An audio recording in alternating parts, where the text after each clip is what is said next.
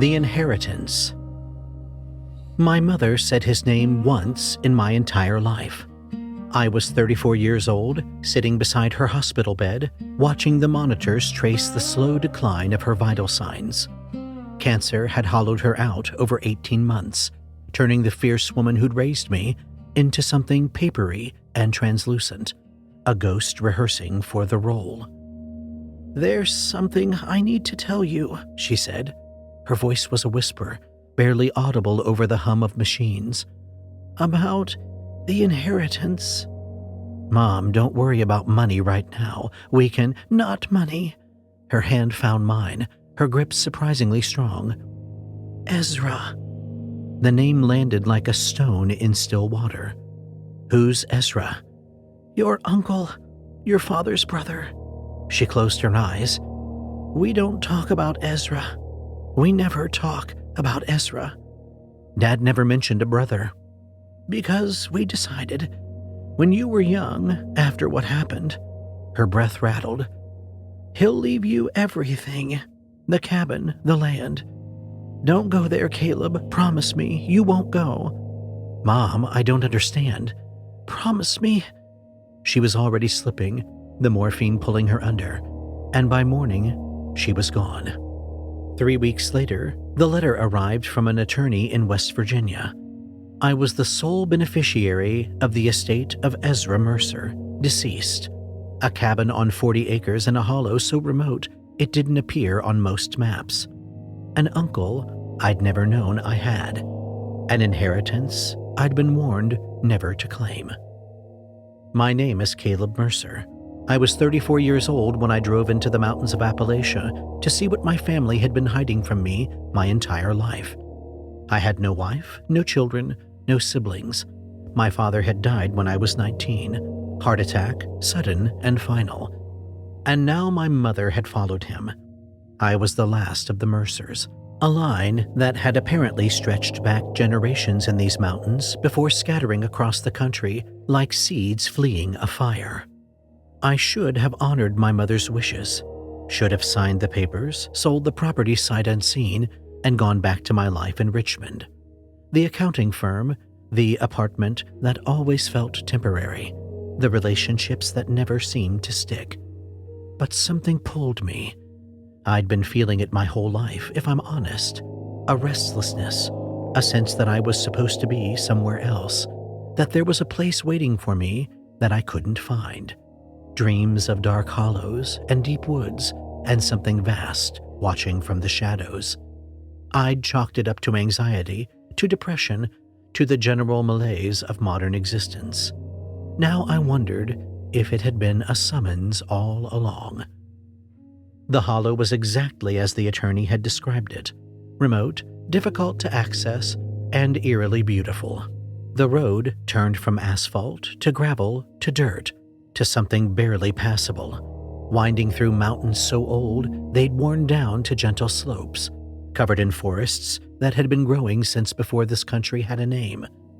I passed abandoned coal towns and shuttered churches, and houses that hadn't seen inhabitants in decades. The Appalachian story of boom and bust written in rotting wood and rusted metal. And then the road ended, and there was the cabin. It should have been falling apart. The cabin was over a century old, according to the attorney. A century of harsh mountain winters and humid summers, and the slow entropy that claims everything humans build. But the cabin was pristine.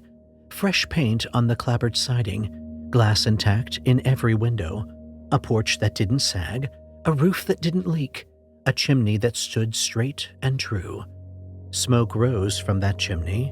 In fact, a thin gray ribbon curling into the October sky. Someone had been here recently.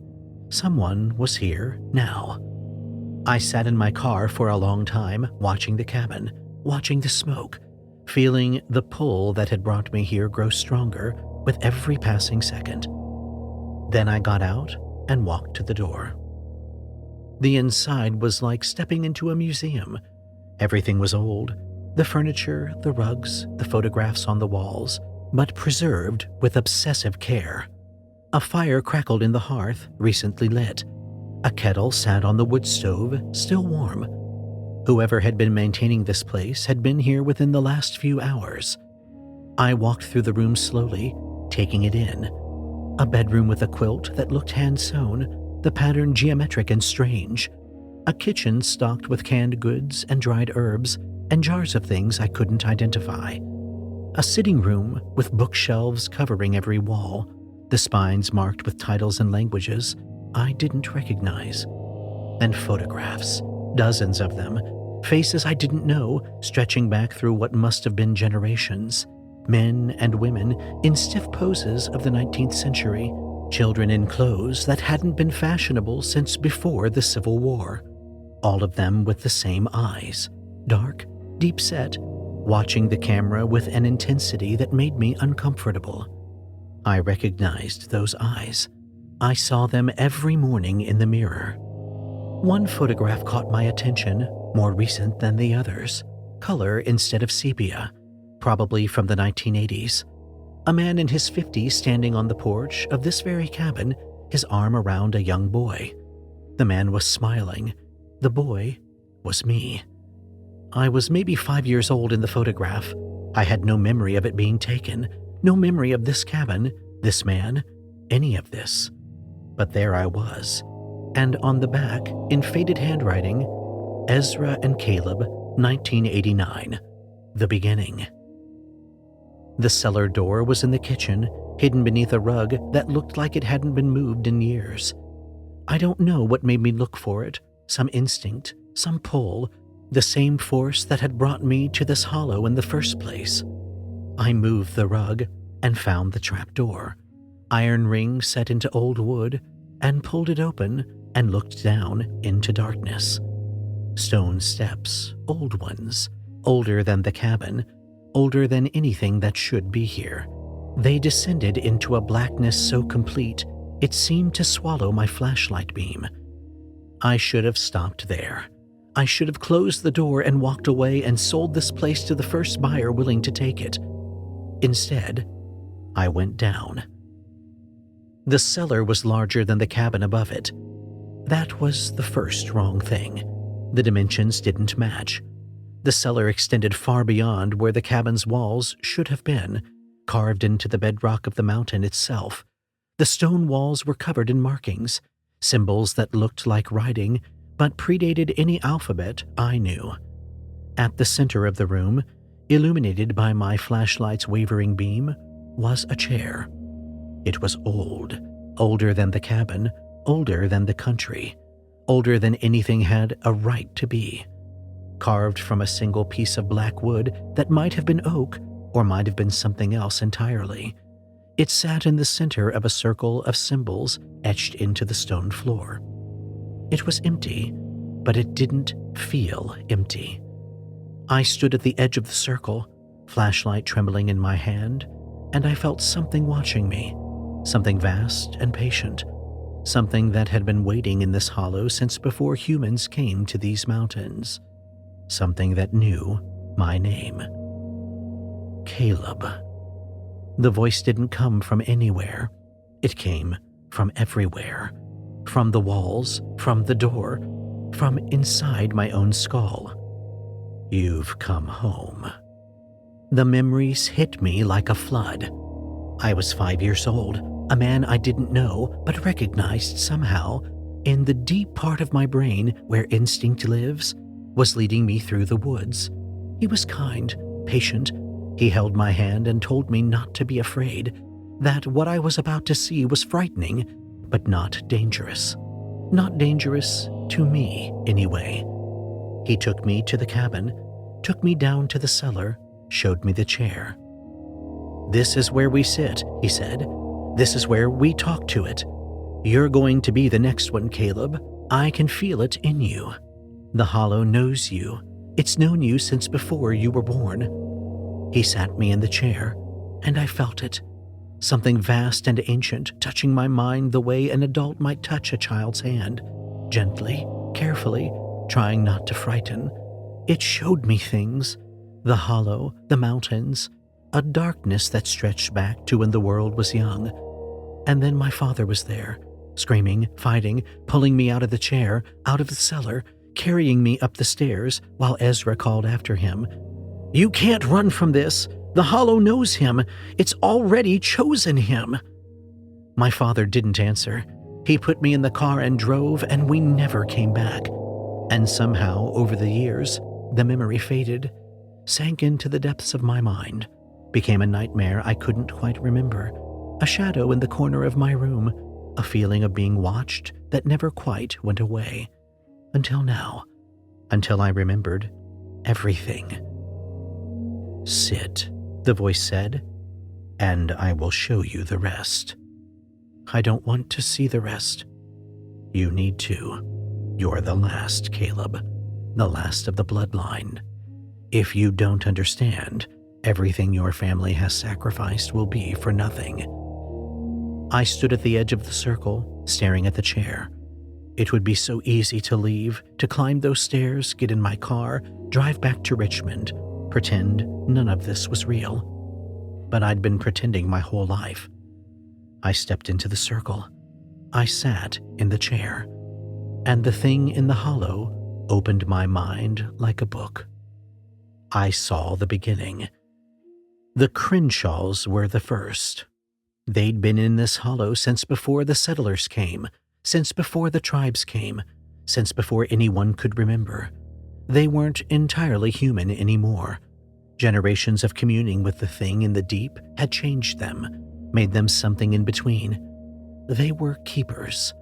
They worshipped the thing, fed it, kept it content in its hollow, prevented it from spreading, from growing, from consuming everything it touched.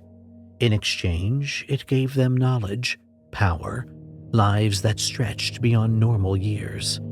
And then the Mercers came. 1843. My ancestors. They wanted the land. The hollow was fertile, isolated, perfect for a family looking to disappear into the mountains. But the Crenshaws wouldn't sell, wouldn't leave, couldn't leave, though they didn't explain why. So the Mercers took it. One night in October, they came with guns and torches. They killed every Crenshaw they could find, men, women, children, burned the cabin, salted the earth, claimed the land as their own. But they missed one. The grandmother, the matriarch, the oldest of the keepers, who had been communing with the thing in the hollow since before the revolution. She hid in the woods and watched her family slaughtered. And when it was over, she did the only thing she could do. She cursed the killers with responsibility. The thing in the hollow needed keepers. Without them, it would wake fully, spread, consume. The grandmother bound it to the Mercer bloodline, the same bloodline that had spilled her family's blood on sacred ground. From that night forward, every generation would produce a keeper, someone called to the hollow, someone who would serve the thing, maintain the binding, pay the debt their ancestors had created. They could refuse, they could run, but the hollow would always call one of them back. And if the bloodline ever ended without a keeper in place, I saw what would happen. The binding would break, the thing would wake, and it would come down from the mountain. I came back to myself, gasping, gripping the arms of the chair, tears streaming down my face. "Ezra," I whispered. "He was trying to protect me." "He was trying to prepare you. Your father took you away before he could finish. Ezra spent the rest of his life waiting for you to return. And now he's dead. And you are the last of the Mercer blood, the last keeper." I understood now. The dreams, the restlessness, the feeling that something was waiting for me. It had been calling me my whole life. I'd been the keeper since birth. I just hadn't known it. What if I refuse? The thing showed me.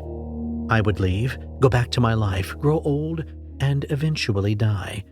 And when I died childless, the last of my line, the binding would break. The debt would be paid in full, not through service, but through extinction. and the thing would be free. I saw the world it would make, not destroyed, transformed, changed into something that had no place for humanity, no memory of what we'd been, a world of hollow and shadow, of ancient hunger finally satisfied. And if I stay, you serve, you maintain the binding, you keep me contained until you die. And then the binding breaks anyway. You're the last, Caleb. There's no one to pass it to. Either way, this ends with you. I laughed. I couldn't help it. The absurdity of it. My whole life, my whole family's history, everything leading to this moment, and there was no way out. Stay or go, accept or refuse, the ending was the same. Then why should I stay at all? The thing was silent for a long moment. Because staying buys time, decades perhaps, a human lifetime, and in that time perhaps something changes. Perhaps you find a way I cannot see. Perhaps you have a child, and the bloodline continues, and the binding holds. Or perhaps you simply give humanity a few more years of not knowing what waits in the dark. It's not much, but it's something. I sat in the chair for a long time. I thought about my mother warning me with her dying breath. She'd known, maybe not the details, but she'd known enough to be afraid. My father had taken me from this place to protect me, and he'd spent the rest of his life running from what he'd seen. They'd given me 29 years of not knowing, 29 years of normal life, of ordinary fears, of dreams I could dismiss as imagination. Was I grateful for that, or was I angry that they'd left me unprepared? I thought about Ezra, the uncle I'd never known, the keeper who'd spent decades alone in this hollow, maintaining a binding for a family that had disowned him. He'd tried to prepare me, and they'd stopped him. He'd tried to share the burden, and they'd refused. He'd died alone, waiting for me to come home. I thought about the thing in the hollow, ancient and vast and hungry, yes, but patient too. It had been bound here for almost 200 years, kept in check by a family that had murdered its original priests. It hadn't chosen this any more than I had. We were both trapped by what our ancestors had done. I made my decision as the sun set outside, painted in the hollow in shades of gold and red. I would stay, not because I was brave, not because I was noble, but because the alternative was worse, because buying time mattered, even if I couldn't see what the time might bring, because somewhere, somehow, maybe there was a way out that I couldn't imagine yet, and because this was where I belonged. I'd felt it my whole life, the pull, the longing, the sense that I was supposed to be somewhere else. This was that somewhere, this hollow, this cabin, this chair. This was home. I'd never had a home before. That was 5 years ago. I live in the cabin now. I tend the hollow. I sit in the chair when the thing calls me, and we talk, if you can call it talking, about the world and its history, and the strange binding that ties us together. It's not a bad life, really. Quiet, simple, the kind of life my ancestors must have lived before they decided they wanted what wasn't theirs. I've started writing journals like Ezra did, recording everything I've learned, everything I've seen, everything the thing has shown me. Maybe someday someone will find them. Maybe they'll understand. Or maybe they'll burn them and forget, the way my family tried to forget. I think about having a child sometimes, finding a woman, starting a family, passing the bloodline on. It would extend the binding, buy more time, but it would also doom another generation to this hollow, to this chair, to this ancient debt that never seems to get paid. I can't do that to someone, so I stay alone, I keep the binding. I wait for the end that's coming, whether I accept it or not. At night, I sit on the porch and watch the hollow fill with shadows. Somewhere in the deep dark, something vast and patient stirs in its sleep, dreaming whatever dreams such things dream. It knows I'm here. It's glad I came home. And sometimes, in the quiet hours before dawn, I think I am too. The hollow calls. It's always calling, and I answer because that's what keepers do. I am Caleb Mercer. I am the last of my line, and when I die, the world will change in ways I can't imagine. But not today. Today, I sit in the chair. Today, I hold the binding. Today, I give humanity one more day of not knowing what waits in the dark. It's not much, but it's something. It's all I have to give.